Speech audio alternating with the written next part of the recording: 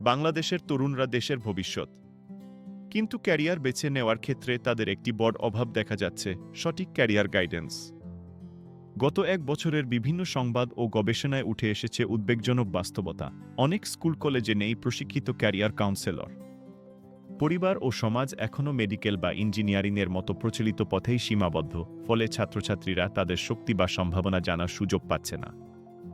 Financial express জানাচ্ছে, ১ থেকে ২-৪ বছর বয়সী তরুণদের প্রায় ২-৭% শিক্ষা, চাকরি বা প্রশিক্ষণের বাইরে, আর প্রায় ৩-৯% বিশ্ববিদ্যালয় স্নাতক ১ বছরেরও বেশি সময় চাকরি না পেয়ে অপেক্ষায় থাকে, যার প্রধান কারণ সঠিক ক্যারিয়ার গাইডেন্সের অভাব।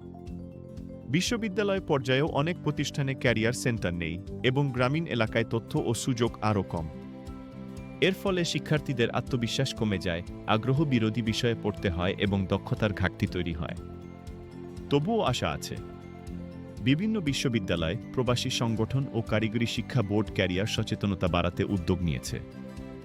বাংলাদেশে একটি শক্তিশালী ক্যারিয়ার গাইডেন্স ব্যবস্থা গড়ে তুলতে প্রতিটি স্কুল কলেজে পেশাদার ক্যারিয়ার কাউন্সেলর নিয়োগ প্রয়োজন। এছাড়াও ক্যারিয়ার গাইডেন্সকে পাঠ্যক্রমে যুক্ত করা এবং সহজলভ্য অনলাইন প্ল্যাটফর্ম তৈরি করা জরুরি।